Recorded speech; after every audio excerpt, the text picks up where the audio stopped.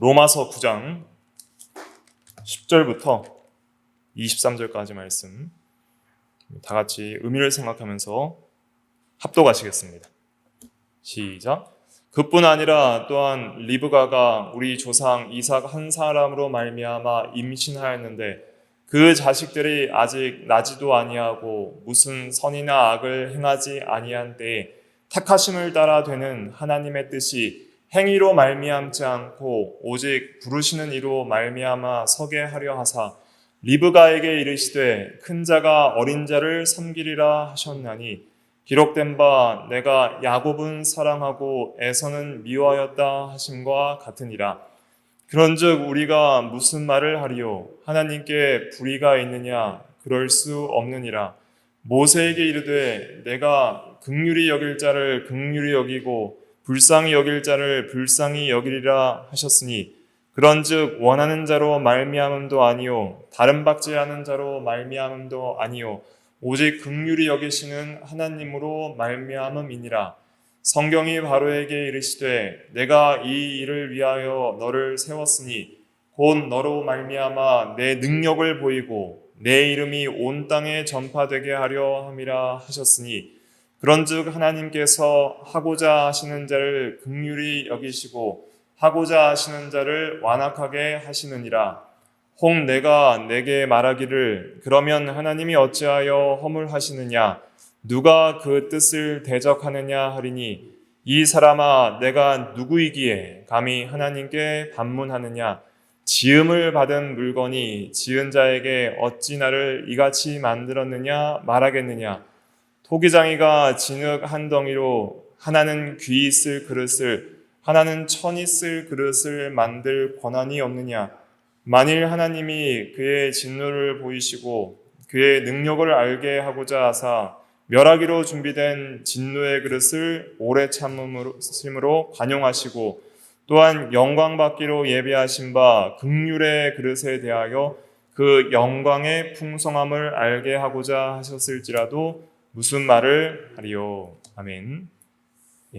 개혁교회 교리 37, 신론 31, 작정 9, 예정 5번째 시간으로서 제목은 유기 혹은 이제 버리심, 유기라는 제목으로 말씀을 증거하겠습니다. 먼저 신앙고백집 읽고 시작하겠습니다. 페이지 348페이지 웨스트민스터 신앙고백서 제3장 7항 유기의 목적에 대해서 말하고 있습니다. 같이 읽어보겠습니다. 시작. 그 나머지 사람들에 대하여 하나님께서는 자신이 기뻐하시는 대로 자비를 베풀기도 하시고 베풀지 않기도 하시는 측량할 수 없는 자기 뜻의 계획을 따라 모든 피조물에 대한 자신의 주권적 능력의 영광을 위하여 그리고 그의 영광스러운 공의가 찬양받도록 그냥 내어버려 두기를 기뻐하셨고 또한 그들이 자기들의 죄로 인해 수치와 진노를 당하도록 작정하기를 기뻐하셨다. 유기에 대해서 말씀하고 있습니다. 그래서 선택하지 않은 나머지 사람들에 대해서도 작정을 했다는 것이죠. 그래서 선택과 유기, 다른 말로는 택하심과 버리심이라고 할 수 있는데, 그래서 그 선택과 유기, 그 이중적으로 예정했다 그래서 그 이중 예정이라고도 표현을 합니다. 선택한 자들이 있으면 반드시 유기된 자들도 있다는 것이죠. 그래서 선택한 자들 외에 나머지 사람들은 유기된 자들입니다. 나머지 사람들에 대하여는 하나님께서 자신이 기뻐하시는 대로 자비를 베풀기도 하시고 베풀지도 않게 하시는 측량할 수 없는 자기의 뜻의 계획을 따라. 그래서 유기된 사람들에게 하나님께서 자비를 베푸시는 것은 하나님의 주권적인 결정에 있는 거예요. 그래서 하나님께서 죄인에게 자비를 베푸실 이유가 있어요? 없어요? 없다는 거예요. 하나님께서는 공의로우시고 선하기 때문에 죄인에게 마땅히 주셔야 할 것은 형벌밖에 없는 것이죠. 그런데 죄인에게 베풀지 않아도 되고 또 죄인이 받을 수 없는 은혜와 사랑을 받은 것이 그것이 구원의 은혜입니다. 구원의 은혜뿐만 아니라 이제 살펴보겠지만 우리 모든 죄인들이 이 세상에서 살면서 한량없는 은혜들을 공통적으로 받는데 그것을 일반 은혜라고 하죠. 그래서 악한 자들이나 선한 자들이나 비와 햇빛을 주시고 모든 정신적이고 육체적인 좋은 것들을 주시는 하나님의 그 자비와 긍휼과 오래 참으심, 그러한 것들은 죄인이 마땅히 누릴 수 없는 호의를 하나님께서 값없이 은혜를 주심으로 누리게 하시는 것이죠. 그래서 하나님께서는 자신이 기뻐하시는 대로 자비를 베풀고 그리고 긍휼과 사랑을 베풀 자들을 선택을 하시는 거예요. 모든 죄인들 가운데서. 그런데 또 베풀지 않기로도 그렇게 결정을 하실 수 있는 것이죠. 이유가 있습니다. 그런 목적이 있는 것이죠. 그것은 모든 피조물에 대한 자신의 주권적 능력의 영광을 위하여 그의 영광스러운 공의가 찬양받도록. 그래서 즉 영광을 위해서 그렇게 버리시는 것입니다. 하나님께서 이렇게 주권적인 그런 능력이 있고 또 참으로 공의로우시다는 것을 모든 피조물들이 찬양하도록 하시기 위하여, 특별히 우리 선택받은 하나님의 백성들이 찬양하도록 하기 위하여 그렇게 유기하시는 것이죠. 그래서 죄인을 형벌하시려면 하나님은 반드시 두 가지가 필요하시는데, 첫째는 완전히 의로우셔야 돼요. 의로우신 하나님이 의로운 재판을 하고 의로운 심판을 하실 수 있기 때문에. 그래서 죄는 털끝만한 죄도 간과하시지 않고 반드시 형벌하시는 그 측면을 통해서 하나님의 의로움이 드러나는 거예요. 하나님은 이렇게 의로우시다.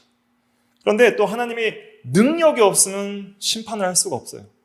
마귀와 귀신들에게 하나님이 지는 약한 분이라면, 또 악한 자들에게 하나님이 그들을 형벌하실 수 없는 연약한 분이라면 그 참된 공의를 실현할 수 없겠죠.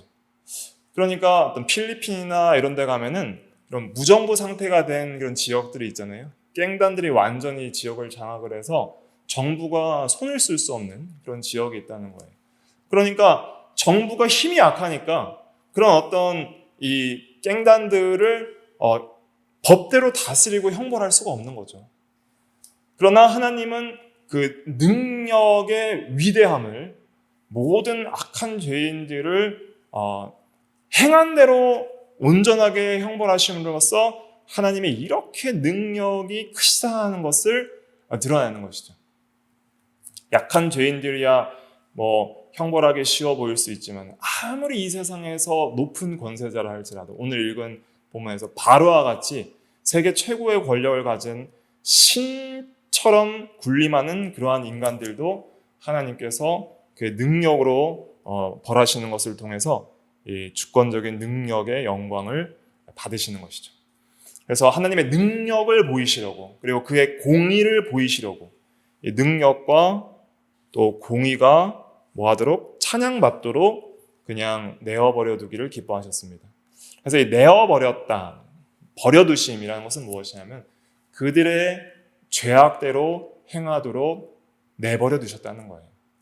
하나님이 유기하셨다는 것은 오해하시면 안 됩니다. 하나님의 악한 의도로 그들을 적극적으로 유혹하여서 죄짓도록 그렇게 하신 것이 아니라 오히려 그들의 죄 가운데 마음껏 죄를 짓도록 하나님께서 허용하셨다, 버려두셨다. 그런 의미에서 버려두심, 유기를 쓰는 것입니다. 그래서 그들이 죄를 짓는 것은 그들의 죄악 때문이고 또 그들이 형벌을 받는 것은 그들의 죄악 때문입니다. 그들이 자기들의 죄로 인한 수치와 진노를 당하도록 작정하시기를 기뻐하셨다. 그래서 유기의 이유는 그들의 죄입니다. 정리를 하면 이렇습니다. 유기의 목적은 무엇을 위해서예요? 하나님의 영광을 위하여. 그래서 그의 능력과 그 다음에 공의, 이 두 가지가 찬양을 받는 거예요. 선택을 통해서는 뭐가 찬양을 받아요? 긍휼과 사랑하심. 또 거기에 능력이 있죠. 죄인을 구원하는 하나님의 능력. 하지만 특별히 사랑과 긍휼하심이 찬양을 받으면 받는다면 상대적으로 유기에서는 하나님의 의로우심이 찬양을 받는 것이죠.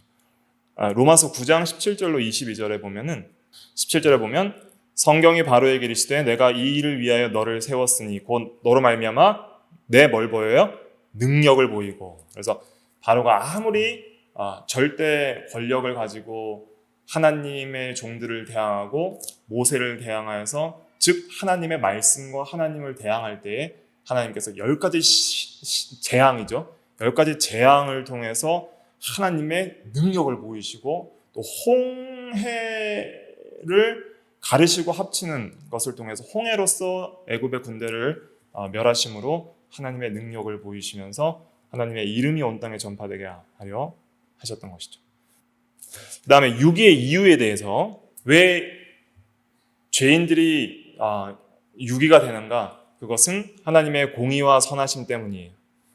그래서 이제 유기할 때 하나님이 불의하시다고 생각을 하는 자들이 있는데 사실은 유기가 되는 이유는 하나님이 불의하셔서가 아니라 하나님이 의로우시기 때문입니다. 의로우신 하나님은 반드시 죄인들을 버리셔야 하는 거예요. 그러니까 선택과 유기의 대상들이 의인이라고 생각하시면 안 돼요. 선택과 유기의 모든 대상은 다 누구예요? 죄인이에요. 왜냐하면 로마서 9장을 하기 전에 이미 로마서 1장 18절부터 3장 20절까지 우리 모든 인류가 죄인임을 이미 선포를 했어요. 그리고 복음도 가르쳐줬어요. 그러나 그러한 모든 죄인임을 전제한 이후에 그 다음에 유기를 얘기하는 겁니다. 그렇기 때문에 유기된 이유는 하나님이 공의로우시기 때문이고 또 죄인들의 입장에서는 죄인들 자신들의 죄 때문에 유기가 되는 것입니다. 하나님이 악하셔서 유기하는 것이 아닌 것이죠. 이것을 잘 먼저 정리를 해야 됩니다. 그 다음에 선택과 유기 예정에 있어서 먼저 선택은 적극적인 예정이라고 할 수 있고 유기는 소극적 예정이라고 할 수 있습니다. 그것은 선택은 적극적으로 하나님께서 개입하셔서 절대 변화되고 구원받을 수 없는 죄인을 하나님께서 적극적으로 선택하시고 구원시키신다는 뜻이고 소극적인 예정이라는 것은 그냥 죄인들이 그들의 죄악 가운데 살다가 멸망하도록 그냥 버려두신다는 것이죠. 내버려두신다는 것이죠. 그래서 유기에 있어서 적극적으로 하나님께서 죄를 짓게 하시고 유혹하신다라고 생각하는 잘못된 견해를 우리가 주의해야 하는 것입니다. 그래서 우리가 이 유기에 대해서 많은 사람들이 이제 의문을 가지게 됩니다. 지옥 갈 사람들이 예정되어 있다. 이 말을 들으면은 사람들은 보통 하나님이 의로운 분이시라는 생각보다는 하나님이 불의한 분이 아닌가 그런 생각을 하는 거예요. 왜 누구는 선택하고 누구는 유기하는가 그런 생각을 할 수 있는 것이죠. 거기에 대해서 이제 반론들을 오늘 읽은 본문에서 말을 하고 있는 것이죠. 14절에 보면 그런즉 우리가 무슨 말을 하리요? 하나님께 불의가 있느냐? 이런 반론이 있을 수 있다는 거죠. 불의가 있느냐? 그래서 야곱은 사랑하고 에서는 미워하였다. 그런 말씀을 하실 때 사랑하셨다는 것은 야곱을 선택했다는 뜻이고 미워하셨다는 것은 에서는 유기하셨다는 뜻이거든요. 예정론적 관점에서 이 말을 해석을 해야 됩니다. 그럴 때 누구는 선택하고 누구는 버리신다면 하나님은 불공평하시고 불의하신 것이 아닌가. 왜냐하면 차별한다고 생각할 수 있잖아요. 차별. 왜 에서는 차별하셨습니까? 이렇게 생각할 수 있다는 것이죠. 그 다음에 하나님이 버리셔서 죄를 짓고 완악하게 하셨다는 표현처럼 들리는 그런 표현이 있어요. 로마서 아까 읽은 본문으로 돌아와서 여기 18절 말씀 한번 같이 읽어볼게요. 18절 시작. 그런즉 하나님께서 하고자 하시는 자를 긍휼히 여기시고 하고자 하시는 자를 완악하게 하시느니라. 이럴 때에 19절에 이런 반론이 제기된다는 것이죠. 혹 내가 내게 말하길 그러면 하나님이 어찌하여 허물하시느냐? 이렇게 말할 수 있다는 것이죠. 하나님이 완악하게 하셨다라고 한다면 왜 완악하게 하셔놓고선 허물을 하시느냐? 허물하시냐는 것은 죄를 이제 꾸짖으신다는 거예요. 허물을 들어 꾸짖다 이런 뜻입니다. 그래서 하나님이 완악하게 하셨다면 어떻게 죄인들에게 너희들이 죄를 지은 것을 왜 그렇게 죄를 지었냐고 꾸짖고 심판하실 수 있는가, 그런 이제 질문을 할 수 있다는 것이죠. 거기에 대해서 오늘 로마서 읽은 본문들이 잘 설명을 하고 있습니다. 지금 이런 좀 의문들을 가지고 이제 본문으로 돌아와서 본문을 좀 살펴보도록 하겠습니다. 먼저 10절부터 13절을 다시 한번 읽어볼게요. 10절부터 13절 시작. 그뿐 아니라 또한 리브가가 우리 조상 이삭 한 사람으로 말미암아 임신하였는데 그 자식들이 아직 나지도 아니하고 무슨 선이나 악을 행하지 아니한 때에 택하심을 따라 되는 하나님의 뜻이 행위로 말미암지 않고 오직 부르시는 이로 말미암아 서게 하려 하사 리브가에게 이르시되 큰 자가 어린 자를 섬기리라 하셨나니 기록된 바 내가 야곱은 사랑하고 에서는 미워하였다 하심과 같으니라. 아멘. 그래서 리브가는 야곱의 아내로서 리브가가 임신을 하지 못하다가 이제 야곱과 에서 쌍둥이를 임신을 하게 돼요. 그런데 임신을 했을 때 아직 그들이 태어나지도 않고 태에 있을 때 하나님께서 뭐라고 말씀하셨냐면 내가 야곱은 사랑하고 에서는 미워하였다. 그렇게 하시면서 큰 자가 어린 자를 섬기리라. 즉 에서가 야곱을 섬기리라. 이런 말씀을 하신 것이죠. 그러면 아직 야곱과 에서는 이 세상에 태어나서 무슨 선이나 악한 일을 행하지 않은, 태어나기 전에 이미 하나님께서는 야곱과 에서를 선택하고 유기하셨다는 것을 여기서 말씀하고 있는 것이죠. 그래서 아직 어떤 선이나 악을 행하지 않고 신앙이나 불신앙의 어떤 그런 행위들이 나타나지 않을 때에 택하심을 따라 되는 하나님의 뜻이 행위로 말미암지 않고 오직 부르시는 이, 그러니까 행위는 인간의 행위를 말하는 거고 부르시는 이는 하나님의 그런 은혜를 말하는 것이죠. 부르시는 이로 말미암아 택하심이 되도록 하려고, 오직 하나님의 절대 주권에 택하심이 있게 하려고 아직 태어나지도 않은 그런 야곱과 에서를 선택하고 유기하는 그 놀라운 하나님의 그 작정과 예정의 일들을 계시하셨다는 것이죠. 그럴 때 이제 우리 이성적인 논리적 사고를 가지고 있는 인간들이 제기할 수 있는 쉬운 질문, 반론이 하나님께 불의가 있느냐? 하나님이 불의하신 거 아닙니까? 이렇게 할 수 있다는 것이죠. 근데 먼저는 바울은 그럴 수 없느니라, 절대 불의하지 않다라고 선언을 하고 시작을 하고 있습니다. 그래서 모세에게 이르시되 내가 긍휼히 여길 자를 긍휼히 여기고 불쌍히 여길 자를 불쌍히 여기리라 하셨으니, 그래서 긍휼히 여기고 불쌍히 여기는 것은 하나님 마음이라는 거예요. 여기서 우리가 좀 생각해야 될 것은 무엇이냐면 야곱과 에서는 둘 다 누구예요? 죄인이에요? 의인이에요? 죄인이에요. 이것이 먼저 전제가 돼야 됩니다. 야곱과 에서 둘 다 죄인이에요. 그러면 하나님이 의로우시다면 둘 다 미워해야 될까요? 둘 다 사랑해야 될까요? 둘 다 미워해야 되는 거예요.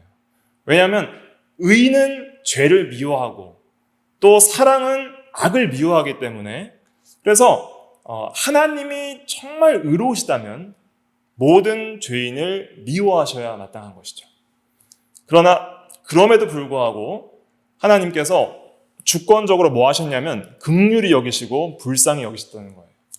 마땅히 미워해야 될 모든 죄인들을 하나님께서는 그의 기쁘신 뜻대로 긍휼히 여길 자를 선택하시고 불쌍히 여길 자를 선택하셨다는 것이죠. 그래서 원하는 자로 말미암도 아니고 다른 박질하는 자로 말미암도 아니고, 원하는 자, 즉 마음과 또 다른 박질은 행위를 가리키는 것이죠. 그래서 마음이나 행위, 인간의 마음과 인간의 행위에 구원이 달려있는 것이 아니라 오직 누구에게 달려있어요? 긍휼히 여기시는 하나님으로 말미암아 구원받는다는 거예요. 그래서 하나님의 절대 주권, 구원에 있어서 절대 주권을 굉장히 강조하는 것이죠.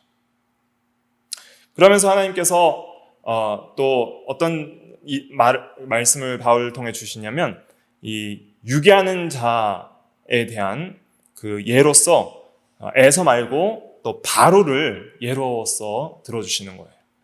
17절과 18절 같이 한번 읽어볼게요. 17절과 18절 시작. 성경이 바로에게 이르시되 내가 이 일을 위하여 너를 세웠으니 곧 너로 말미암아 내 능력을 보이고 내 이름이 온 땅에 전파되게 하려 함이라 하셨으니 그런즉 하나님께서 하고자 하시는 자를 긍휼히 여기시고 하고자 하시는 자를 완악하게 하시느니라.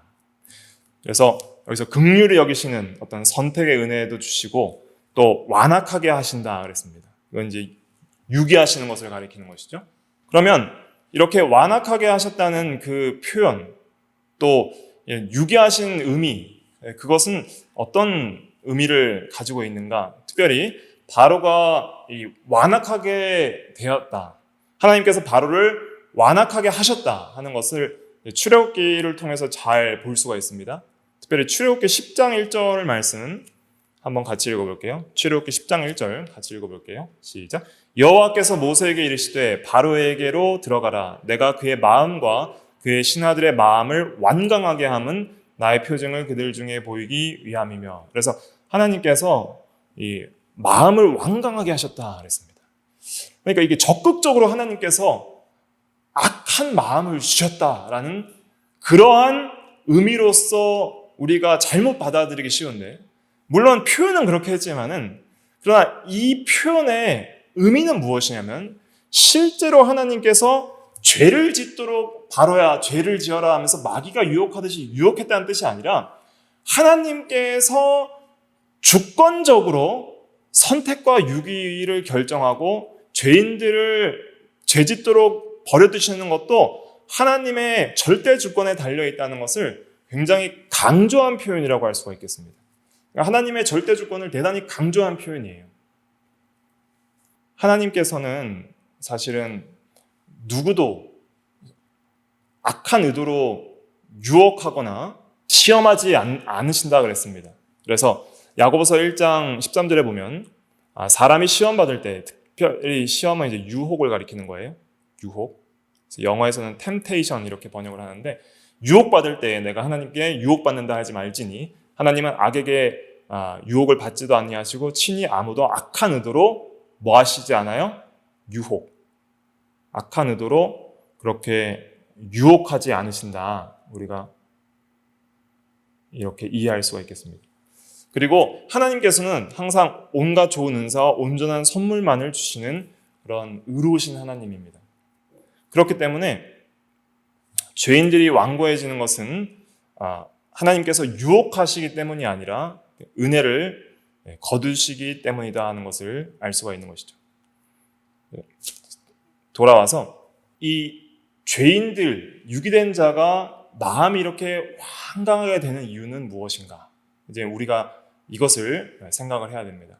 왜 사람들이 이렇게 하나님을 대적하고 죄인들이 왜 이렇게 완강하게 마음을 가지고 하나님 끝까지 대적할까? 이것을 생각할 때에 이것도 하나님께서 일반 은혜를 주셨기 때문에 이것들이 가능한 거예요. 바로가 이렇게 강력하게 하나님을 대적할 수 있었던 이유는 무엇이죠? 그것은 절대 권력과 힘이라는 그런 외적인 일반 은혜를 하나님께서 주셨기 때문입니다. 만약에 바로가 힘이 없었더라면 이렇게 대항할 수가 없었을 거예요. 근데 하나님께서는 이 절대 권력과 힘이라는 그런 외적인 일반 은혜를 주셨어요. 바로에게 부족한 것이 외적으로 뭐가 있었어요? 세상의 권력 다 차지하고 돈, 부귀, 영화를 다 누리고 있는데 그 어떤 절대 권력이라는 힘이 오히려 그를 아주 완강하게 만들고 교만하게 만들고 강팍하게 만들었던 것이죠. 사실은 바로에게 하나님께서 외적인, 그러니까 죄인이 마땅히 받아야 될 형벌을 유보시키시고 정말 이 세상에서 육신적으로 많은 은혜를 주셨는데 그것들을 통해서 하나님께 감사치도 아니하고 하나님을 영화롭게도 하지 아니하고 오히려 그것을 통하여서 마음이 더욱더 교만해져서 이제는 하나님을 대적하는데 그 은혜들을 썼던 것이죠. 그러니까 오늘날 힘이 있고 권력이 있고 돈이 있고 어떤 생각이 있는 그런 사람들이 그런 모든 사상과 물질과 권력과 힘을 가지고 하나님을 대적하는 데 쓰는 그런 자들이 그런 대적하는 데 쓸 수 있는 그 힘들은 다 누구께로부터 내려오는 거예요? 하나님께로부터 내려오는 거예요. 근데 그 모든 걸 가지고 악하게 쓰고 있는 거예요. 그래서 이 절대 권력이라는 외적인 일반을 주셔서 이렇게 대적을 하는 것이죠. 그런데 하나님께서는 마음의 죄를 억제할 수 있는 그런 내적인 일반 은혜를 거두심으로써 그들을 유기하시는 거예요. 그래서 유기한 자들에게는 전혀 구원의 특별 은혜를 주시지 않습니다. 예수를 믿고 구원받을 수 있는 믿음, 그런 것을 주시지 않아요.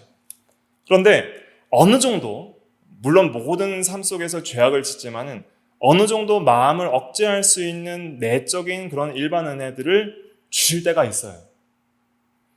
그런데 이 외적인 일반 은혜를 많이 주시니까 오히려 내적인 일반 은혜들은 전혀 사용하지 못하고 오히려 더 교만해져서 이제는 외적 일반 은혜를 가지고 더 하나님을 대적하는 데 쓰는 것이죠. 그런데 때로는 불신자라도 하나님이 택하지 않은 백성이라도 이러한 외적인 일반 은혜들을 거두어 가시고 오히려 내적인 일반 은혜를 주셔서 이제는 그 죄를 짓지 않도록 하나님께서 악을 억제하시는 경우들도 있습니다. 그것이 어떤 경우냐면 비교적으로 창세기 20장에 나와 있는데 아비멜렉의 예입니다. 바로와 상대적으로 잘 보세요. 아비멜렉은 이제 그 한 나라의 왕으로서 그도 권력을 가지고 있었지만은 특별히 아브라함의 아내 사라가 예뻤어요. 그런데 그 사라를 자기의 아내라고 하지 않고 자기의 누이라고 했죠. 이방 사람들에게. 왜냐하면은 자기의 아내인 줄 알면은 자기를 죽이고 내 아내를 빼앗길까봐 두려워서. 그래서 아내를 아내라 하지 못하고 사실은 이복 누이는 맞는데 그러나 아내라고 하지 못하고 누이라고 거짓말을 한 것이죠. 그럴 때 아비멜렉이 아브라함의 아내 사라를 취하여 갑니다. 자기 아내를 삼으려고. 그때 하나님께서 아비멜렉의 집안을 치세요. 육신적인 일반 은혜를 일시적으로 거두어가 버리십니다. 어떻게 치셨냐면 창세기 20장 18절에 보면 여호와께서 이왕에 아브라함의 아내 사라의 일로 아비멜렉의 집에 모든 뭘 닫으셨어요? 태를 닫으셨어요. 임신할 수 있는 일반 은혜를 거둬가 버리시고 임신 못하게 하는 그런 형벌을 주셨던 것이죠. 그럴 때에 이제 그리고 나서 아비멜렉이 밤에 잘 때 하나님이 아비멜렉에게 현몽하셔서 이제는 너를 죽일 것이다 라고 위협하시는 것이죠. 왜냐하면 아브라함의 아내 사라를 데려간 것을 책망하시는 거예요. 그는 남편 있는 여자이다. 그렇게 말을 했을 때에 창세기 20장 4절과 또 6절 같이 한번 읽어볼게요. 4절 시작. 아비멜렉이 그 여인을 가까이 하지 아니하였으므로 그가 대답하되 주여 주께서 의로운 백성도 멸하시나이까. 6절 같이 읽어볼게요. 하나님이 꿈에 또 그에게 이르시되 내가 온전한 마음으로 이렇게 한 줄을 나도 알았으므로 너를 막아 내게 범죄하지 아니하게 하였나니 여인에게 가까이 하지 못하게 함이 이 때문이라. 그래서 하나님께서 뭘 하셨어요? 너를 막아. 이런 표현이 굉장히 중요한 표현입니다. 내게 범죄하지 아니하게 하였나니. 내가 온전한 마음으로. 자, 이 온전한 마음 누가 주셨어요? 하나님이 주신 거예요. 이게 일반 은혜예요. 무죄한 마음으로, 악한 마음으로 그 사라를 데려온 것은 아니라는 것이죠. 그냥 남편이 아닌 줄 알고 그냥 처녀인 동생인 줄 알고 데려왔고, 그리고 또 데려와서 바로 여인을 가까이 하고 동침할 수도 있었지만은 절제할 수 있는 마음도 주셨고, 특별히 그런 절제하고 범죄하지 못하게 하나님께서 특별히 막는 놀라운 섭리가 있었는데 왜 막으셨어요? 그 집안의 모든 태를 닫으시는 그런 큰 어려움, 외적인 일반 은혜를 거두어 가시는 그 큰 어려움을 아비멜렉 집안이 겪으니까 아비멜렉이 이러한 죄들을 짓지 못했던 거예요. 그런 큰 일들이 있으니까. 그렇게 해서 막아서 더 큰 죄를 짓지 못하도록 하나님께서 섭리하신 것이죠. 그러면 이 사건을 통해서 우리는 무엇을 알 수 있냐면 아비멜렉이 선해서 죄를 안 지었습니까? 아니면 하나님의 악을 억제하셔서 죄를 안 지었습니까? 하나님의 악을 억제하신 거예요. 아비멜렉의 완악한 마음대로 마음껏 방탕하고 무절제하게 살지 못하게 하시고, 아비멜렉이 힘과 권력이 있지만 그것을 마음대로 사용할 수 있도록 하지 않으시고, 뭔가 집안에 어려움을 겪게 하시고 마음도 좀 낮아지고 절제하는 마음을 주셔서 함부로 행동하지 않게, 뭔가 집안에 이런 화가 있으니까 좀 자기를 좀 돌아볼 수 있고 좀 더 절제할 수 있게 하셔서 사라를 함부로 가까이 하지도 못하게 그렇게 여러 상황 속에서 막아버리셨던 것이죠. 이것은 한편으로는 하나님께서 약속하신 자녀인 아브라함의 자녀와 하나님의 언약을 보호하기 위한 하나님의 열심에서 비롯된 그 놀라운 은혜 언약을 지키기 위한 그러한 목적이 있지만은, 또한 하나님께서 이렇게 악한 자들 또한 불신자들까지도 때로는 이 악을 억제할 수 있는 은혜들을 주시는 거예요. 그러니까 죄인들이 좀 선하게 살 수 있는 것은 그들에게 하나님께서 일반 은혜를 주셔서 선하게 살 수 있는 거예요. 그래서 정신적으로 선한 마음과 어느 정도 절제할 수 있는 마음, 악을 억제할 수 있는 은혜들을 주셔서 죄악을 짓지 않게 하시고, 또 이 외적인 일반 은혜를 때로는 좀 거두어 가시는 것이 죄인들에게는 오히려 복이에요. 그러니까 그게 있었다면, 외적으로 아무런 제어 장치가 없었다면 마음대로 죄를 지었을 것인데, 외적으로 어느 정도 제재가 있다 보니까 죄를 짓지 못하게 되는 경우들이 있는 것이죠. 그런데 상대적으로 이 바로 같은 경우에는 그러한 제어가 없으니까 외적으로는 절대 권력을 가지고 마음대로 이제 완악하게 대적하고, 그리고 마음을 억제할 수 있는 내적인 은혜도 주시지 않고 그냥 죄악 가운데 버려두시니까 더 큰 죄를 짓게 되는 것이죠. 그래서 우리가 오후 예배 시간 때 죄의 형벌에 대해서 살펴봤잖아요. 그래서 상실과 부과라는 측면으로 죄의 형벌을 과거에 살펴봤는데, 그때 보면은 이제 일반 은혜가 다 종결이 되는 경우들이 있어요. 마지막 때에. 그래서 내적인 일반 은혜도 종결되고 외적인 일반 은혜도 종결되는데, 그런데 죄인들에게는 특별히 외적인 일반 은혜는 좀 덜 주시고, 좀 외적인 일반 은혜는 좀 상실하게 하시고, 또 내적인 일반 은혜는 좀 부과하셔서 그래서 어느 정도 정신적으로는 정신 차리고 양심대로 살 수 있도록 하시고, 육신적으로는 죄 지을 힘을 좀 줄여버리시는 게 그게 은혜예요.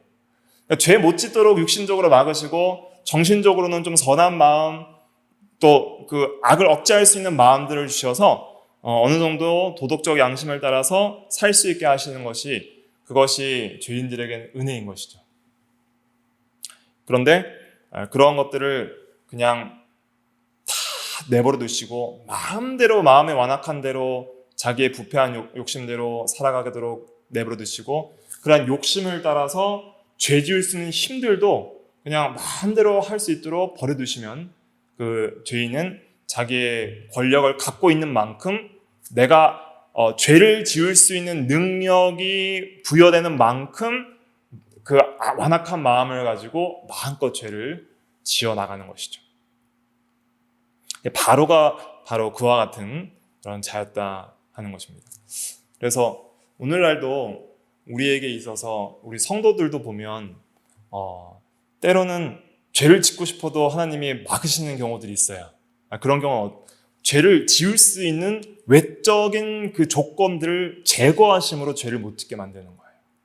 그러니까 돈에 욕심이 많은 사람들은 돈을 좀 제거하심으로써 돈 욕심을 부릴 수 없게 만드는 경우도 있고, 또 어떤 그런 쾌락의 욕심이 있는 사람들은 그런 쾌락을 즐길 수 있는 요소들을 상실시킴으로써 그런 쾌락을 못 즐기게 만드는 경우들도 있고, 또 어떤 명예 영광심에 가득 찬 사람들은 그러한 것들을 좀 상실시켜서 못 짓게 막으시는 경우들도 있는 것이죠.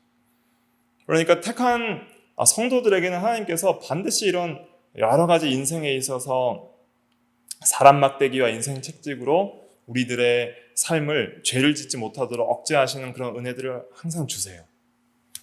그런데 때로는 우리가 참으로 믿음으로 살고 또 경건하게 살면은 우리가 물질이나 또 쾌락이나 명예 영광에 있어서 시험에 들지 않을 수 있는 그런 장성한 믿음으로 우리가 자라날 때에는 때로는 그런 것들도 하나님의 주권적 뜻을 통해서 하나님의 나라와 그의 영광을 위해 사용할 수 있도록 그런 것을 주시는 거예요. 그러니까 물질의 복도 때로는 주실 수도 있고 또 권력도 주셔서 그런 권력을 선하게 사용할 수 있도록 그렇게 위대하게도 만들어 주시는 경우도 있는 것이죠. 그래서 그 유기된 자들이 그렇게 죄를 지을 수 있는 것은 하나님께서 버려두시기 때문이고 또한 일반 은혜를 주신 것을 남용하기 때문이다. 이렇게 우리가 생각을 할 수가 있겠습니다. 그래서 우리가 이제 반론에 대한 답변을 보면서 이제 조금 정리를 오늘 말씀드린 것을 좀 정리를 해드리면 이렇습니다. 하나님께서 어떤 자들을 선택하시고 어떤 자들을 유기하셨을 때 우리는 하나님이 불의하신 것이 아닌가라고 생각하는 자들에 대해서 첫째로 우리가 세워야 될 것은 하나님은 선하시다는 것이고 하나님은 공의로우시다는 거예요. 그리고 거기에 반해서 모든 인간들은 불의하고 죄인이라는 것이죠.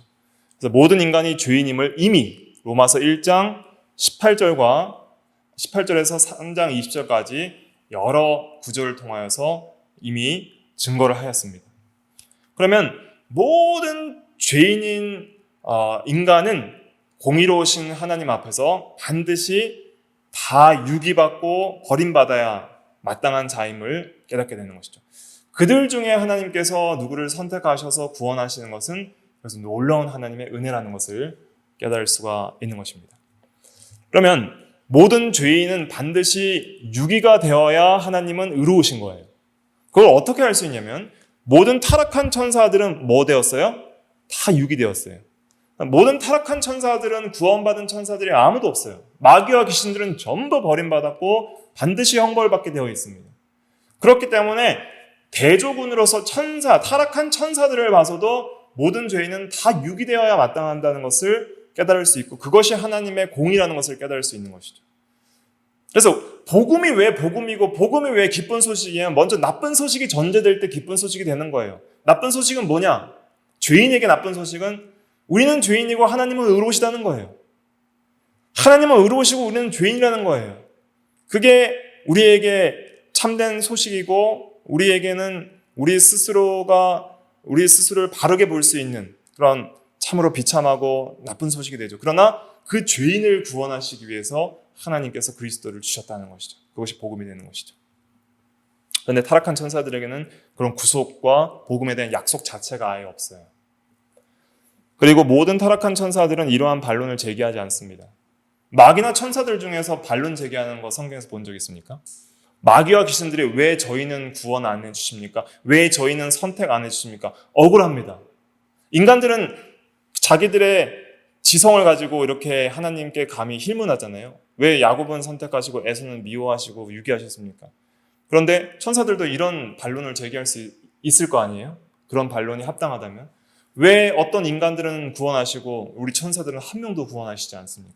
왜 인간들 중에 누구는 구원하시고 타락한 천사들은 한 명도 구원해 주시지 않습니까? 근데 타락한 천사들은 이런 반론을 제기해요? 안 해요? 안 해요. 왜 안 할까요? 일반 은혜 자체도 없기 때문이에요. 이러한 반론을 인간들이 제기한다는 것 자체가 이미 하나님의 놀라운 은혜를 받고 있다는 증거입니다. 왜냐하면 완전히 완악해진 마음은 하나님을 전적으로 미워할 뿐이지 하나님 우리를 왜 안 구원해 주십니까? 구원에 대한 그런 희망조차도 품지 않아요. 그냥 우리는 지옥에서 영원히 형벌받을지언정 영원히 하나님을 미워하리라 하는 자들이 이 귀신과 마귀들이에요. 그리고 할 수만 있으면 택한 자들이라도 뭐 하려고 하는 자들이 타락한 천사들이에요? 미혹화시키려는 자들이 타락한 천사들인 것이죠. 근데 인간들만이 하나님께서 어느 정도 합리적인 이성과 도덕적인 양심과 지성을 주셔서 아직 완전히 부패하지 않도록, 완전 부패하지 않도록, 전적 부패했지만은 완전 부패하지 않도록 어느 정도 일반적인 은혜를 주셔서 악을 억제하니까 인간들이 어떻게 생각하냐면 자기가 꽤 의로운 줄 알고 생각을 하는 거예요. 아, 나는 꽤나 의롭구나. 나는 꽤나 논리적이구나. 나는 꽤나 이성적이구나. 나는 꽤나 괜찮은 사람이구나. 근데 왜 이런 괜찮은 사람들이 많은데 하나님은 유기하시지? 이해할 수 없다라고 생각을 하는 것이죠. 그러나 인간들이 어느 정도 도덕적인 양심과 이성을 가지고 이 세상에서 좀 괜찮게 지식인이나 부자나 좀 건강한 사람으로 살아갈 수 있게 하는 모든 것들은 다 하나님께서 뭘 주신 거예요? 일반 은혜를 주신 거예요. 그러니까 이러한 하나님이 불의하다고 반론을 제기할 수 있는 것 자체가 이미 하나님의 은혜를 받고 있는 증거예요. 자기가 받은 걸 가지고 자기 건 줄 알고 착각을 하는 것이죠. 그런데 하나님께서 이 일반 은혜를 다 거두어 가시고 마지막 심판대 앞에 죄인들을 정죄하실 때는 아무도 하나님 앞에 반론을 제기하지 못할 것입니다. 그것은 로마서 3장 19절에 보면 모든 입을 막고 온 세상으로 하나님의 심판 아래 있게 하려 함이라 그랬습니다. 그래서 이런 반론들을 최후 심판 때에는 아무도 하지 못하고 마땅히 이렇게 심판받아야 마땅한 줄 알고 그렇게 심판을 받을 날이 또 있을 것입니다. 그런데 여기서 이제 이러한 것들을 우리가 깨닫게 되면 이제 어떤 은혜를 우리가 생각할 수 있냐면 우리 죄인들에게 이렇게 주신 많은 일반 은혜들을 우리가 감사할 수 있고 하나님 지금 제가 당장 지옥 가지 않고 유기되지 않고 마땅히 유기되고 지옥 가야 되는데 그렇지 않고 지금도 살아있고 복음을 믿을 수 있는 정신과 육체적인 힘을 주시고 오늘도 이렇게 예배당에 나와서 예배 드릴 수 있고 하나님의 말씀을 듣고 볼 수 있고 읽을 수 있고 들을 수 있고 그것들을 우리가 사모할 수 있고 또 하나님께 더욱더 부족하지만은 회개하고 더 거룩하게 살려고 애를 쓸 수 있는 모든 것이 하나님께서 주시는 모든 것이 은혜라는 것을 깨달을 수가 있는 것이죠. 마땅히 우리가 다 유기되어야 마땅한데 우리가 구원받았다면 오히려 하나님의 선택과 구원이 정말 이해할 수 없는 놀라운 은혜임을 깨닫고 유기는 마땅한 것을 깨닫는 것이죠. 자, 유기는 뭐예요? 마땅한 것이다. 죄인에게. 그걸 깨닫는 것이고 구원은 정말 이해할 수 없는 놀라운 은혜이다. 반론을 제기하는 자들의 논리는 뭐냐면 구원은 당연한 거라는 거예요. 구원은 하나님의 사랑이니까 당연히 하셔야죠. 근데 유기는 불의한 거 아닙니까? 이렇게 말하는 건데 우리는 반대로 말하는 거죠. 유기가 마땅한 건데 그중에 우리가 구원받은 것은 정말 이해할 수 없는 영원토록 찬양해야 될 은혜입니다. 이것이 진리인 것이죠. 모든 죄인에게 유기와 영원한 형벌은 마땅한 것이고 구원은 이해할 수 없는 은혜이다. 이걸로 우리는 감사할 수 있어야 되는 것입니다. 그리고 죄인들이 유기되고 영벌을 받는 이유는 하나님의 악하심 때문이 아니라 자기들의 죄악 때문이다. 그리고 죄인들의 마음이 완고해지는 것은 하나님이 그렇게 악을 더하심 때문이 아니라 은혜를 거두시기 때문이다. 네, 은혜를 거두시는데 어떤 은혜를 거두셔요? 그렇게 마음에 그 악을 제어할 수 있는 이 은혜 이걸 거두는 거예요. 그러니까 차이를 잘 기억하셔야 됩니다. 그러니까 일반 은혜를 아까 이제 아비멜렉과 바로의 예를 통해서 일반 은혜를 주신 면과 거두신 면이 있다는 걸 봐야 돼요. 이걸 잘 구별해서 보셔야 돼요. 그래서 마음의 악을 제어하는 은혜를 거두세요. 거두심. 그 다음에 마음의 악을 제어하는 은혜를 거두시면 마음이 어떻게 되져요? 완악해지겠죠. 그래서 완악해져서 죄악을 마음대로 지을 수 있는 마음이 됐어요. 그런데 마음은 있는데 힘이 없으면 죄를 지을 수 있어요? 없어요? 없는 거예요. 내가 강도짓을 하고 싶은데 너무 약해서 사람을 잡을 힘도 없고 때릴 힘도 없어요. 훔칠 힘도 없어요. 강도짓을 못하는 거예요. 어떤 사기를 치고 싶은데 사기칠 지혜가 없어요. 사기칠 머리가 없어요. 그럼 못하는 거예요. 그런데 마음의 악을 제어할 수 있는 그러한 은혜를 거두시고 완악한 대로 버려두시는 것이죠. 근데 또 뭐는 그대로 주세요? 육신적이고 그 외적, 힘, 또 악한 지혜, 이런 걸 생각할 수 있는 정신적이고 육체적인 힘은 그대로 주시는 거예요. 근데 사실 이거는 죄지으라고 주시는 힘이 아니에요. 죄지으라고 주신 지혜가 아닌데, 이게 일반 은혜인데, 이거를 악한 의도로 사용을 하는 거예요, 죄인들이. 근데 그렇게 죄인들이 악한 의도로 사용할 수 있도록 버려두시는 거예요. 그러니까 그들의 힘과 권력과 악한 지혜를 가지고 마음껏 그렇게 죄를 짓는 것이죠. 근데 아비멜렉의 경우에는 어떤 경우였어요? 마음에 있어서도 절제의 마음을 주시고 또 육신적인 힘도 빠지도록 만드신 것이죠. 어떤 재앙들을 통해서. 그래서 함부로 죄를 못 짓도록 하나님이 억제하신 거예요. 그것이 은혜인 거예요. 근데 그렇게 하실 이유가 있어요? 없어요? 하나님께는? 없어요. 그냥 버려두실 수 있는 건 하나님의 주권적 뜻이에요. 그래서 우리가 이걸 통해서 이제 뭘 감사할 수 있냐면은, 때로는 우리가 시험과 고난도 감사할 수 있는 거예요. 때로는 우리가 막 힘이 빠졌어요. 그럴 때는 죄 짓는 마음이 많이 상실됩니다. 육신적, 외적인 힘이 빠질 때에는 내가 육신적인, 외적인 힘을 가지고 죄를 많이 지을 수 있었을 텐데, 그 힘을 성도들에게는 빼주실 때도 은혜예요. 빼셔서 죄 못 짓게 하시고 더 거룩하게 살도록 하여 주시는 것이죠.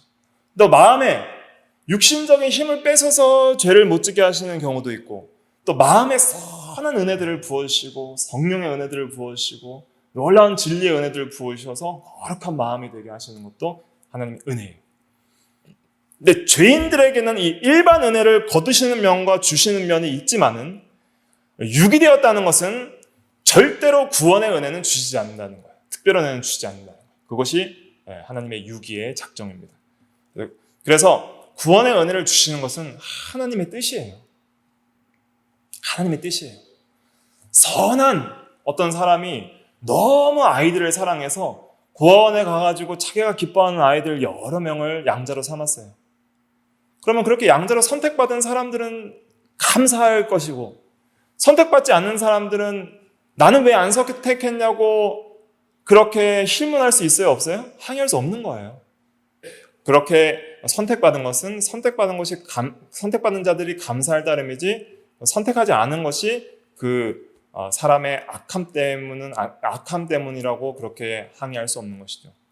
또 한 가지 예를 들면은, 오늘 손님이 와서 맛있는 음식을 차려줘야 돼요. 네, 우리 집에 키우는 닭이 여러 마리 있는데, 이 닭은 애완용으로 키우고 또 요 닭은 오늘 잡아먹어야겠다 했을 때에 이 잡아먹히는 닭이 왜 저는 애완용으로 안 키우고 죽이십니까? 라고 그렇게 항의할 수 있어요? 없어요? 없는 거예요. 왜냐면 그 닭과 인간은 이 정말 피조물로서도 정말 무한한 그런 차이가 있고 또 존귀성에 있어 차이가 있기 때문이시죠. 그런 걸 이제 예로 들어서 하나님께서 이 선택과 유기에 있어서 반문하는 자들에 대해서 책망하실 때 이런 예를 하나 듭니다. 우리 20절부터 좀 시간이 갔지만 한번 이거 다 하고 마쳐야 되니까 조금만 참으시고 20절부터 23절까지 금방 할게요. 한번 같이 읽어볼게요. 시작. 이 사람아, 내가 누구이기에 감히 하나님께 반문하느냐? 지음을 받은 물건이 지은 자에게 어찌 나를 이같이 만들었느냐 말하겠느냐? 토기장이가 진흙 한 덩이로 하나는 귀 있을 것을 하나는 천 있을 그릇을 만들 권한이 없느냐? 만일 하나님이 그의 진노를 보이시고 그의 능력을 알게 하고자 하사 멸하기로 준비된 진노의 그릇을 오래 참으심으로 관용하시고 또한 영광받기로 예배하신 바 긍휼의 그릇에 대하여 그 영광의 풍성함을 알고자 하셨을지라도 무슨 말을 하리요. 그래서 네가 누구이기에 감히 하나님께 반문하느냐. 그래서 하나님을 얼마나 높으신지 모르고 감히 하나님의 절대 주권에 항의하는 그런 것을 책망하고 있죠. 특별히 그 선택과 유기에 있어서 인간을 뭐라고 비유하냐면 토기장이가 다룰 수 있는 진흙으로 비유를 합니다. 진흙은 인간이고 토기장이는 하나님이라는 거예요. 그럼 진흙이라는 것은 어떤 의미로 성경에 쓰이냐면 인간 육체의 연약성을 가리키기도 하고 깨어지기 쉬운 연약성, 또 죄성을 가리키기도 합니다. 예레미야 애가 4장 2절에 보면 이스라엘이 금과 같이 존귀했는데 질 항아리처럼 그렇게 약해졌단 말이 나와요. 예레미야 애가 4장 2절에 보면.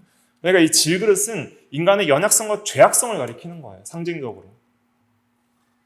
그래서 토기장이가 진흙으로 하나는 귀 있을 그릇을, 하나는 천 있을 그릇을. 그래서 귀 있을 그릇은 택자를 가리키고 천 있을 그릇은 불택자를 가리키는데 둘 다 뭐예요? 진흙이에요. 둘 다 죄인이라는 거예요. 죄인 중에 그의 진노를 보이시고 그의 능력을 알고자 하사 멸하기로 준비된 진노의 그릇을 만드시고, 그러한 그릇에 대해서는 또 오래 참으로 관용하시고 많은 은혜들을, 일반 은혜들을 베풀어 주시고, 또 영광 받기로 예비하신 바 긍휼의 그릇 택자들에 대해서는 그 영광의 풍성함을 알게 하고자 하셨을지라도 무슨 말을 하리요 그랬습니다. 그래서 특별히 또 유명한 개혁주의자인 R.C. 스프롤 목사님도 이 예정과 선택이라는 그의 저서에서 이 진흙 한 덩어리를 인간의 어떤 죄악성으로 또 그렇게 해석하시는, 거기에 대해서 저도 성경적으로 동의를 합니다. 그래서 이 토기장의 뷰에 있어서 진흙은 우리 인간의 죄성을 상징하고, 그 죄인들 중에 누구는 귀 있을 것을 선택하시고, 또 진노의 그릇으로 예정된 유기된 자들에게도 그냥 하나님께서 바로 유기시키는 것이 아니라 이 세상을 살아가는 동안 얼마나 오래 참아주시고 얼마나 많은 은혜를 베풀어 주셨냐는 말이에요. 그러니까 유기된 자들도 하나님께 감사할 것이 있어요, 없어요? 너무 많은 거예요. 어찌 유기된 자에게 하나님이 이렇게 많은 은혜들을 주시나이까. 가룟 유다 같은 경우에도 유기된 자였지만 예수님께서 얼마나 그를 사랑하시고 많은 은혜들을 주셨어요. 그러나 그가 유기된 것은 하나님의 악하셔가 아니라 그의 죄성 때문이에요. 가룟 유다가 예수님을 판 것은 은 30에 대한 욕심 때문에 판 거예요.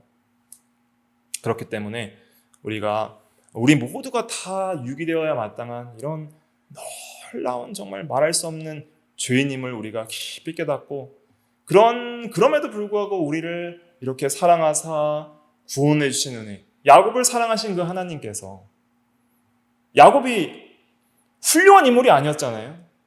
태어날 때부터 뒷발꿈치를 잡은 자로서 태어나고 많은 속임과 또 악한 지혜들을 사용하여서 산 죄인이었지만 하나님이 그를 사랑하셨다는 것이죠. 그의 평생에 많은 죄를 지었지만 하나님이 야곱을 사랑하셨다는 것이죠. 그래서 우리도 이러한 사랑을 받아서 구원받은 줄 알고 우리가 하나님의 은혜에 감사하는 삶을 살아야 되겠습니다. 그리고 유기된 자는 누구인지 알 수가 없어요. 유기된 자는 내가 유기된 자이기 때문에 예수 믿지 못한다 말을 하면 안 돼요. 왜냐하면 선택받기 위한 그래서 이걸 하면 또 설명을 해야 되니까 한마디로 말씀드리면, 내가 유기됐기 때문에 복음을 못 믿는다 그렇게 생각해서는 절대 안 되고 무조건 복음을 믿어야 되는 거예요. 하나님께서는 누가 유기된 자인지 아무도 알려주시지 않았어요. 유기된 자는 죽어봐야 아는 거예요. 그래서 반드시 모든 죄인들은 믿기만 하면 뭐 하기로 하나님께서 또 이렇게 작정하셨냐면 구원하시기로 작정하신 거예요. 복음과 믿음을 구원으로 수단을 통해서 반드시 믿도록 하신 거예요. 그렇기 때문에 우리가 바라봐야 될 것은 하나님의 긍휼과 복음을 바라봐야 되는 것이죠. 네. 그렇게 우리가 먼저 믿고 또 그렇게 가르치도록 또 전도하도록 그렇게 힘을 써야 되겠습니다. 기도하겠습니다.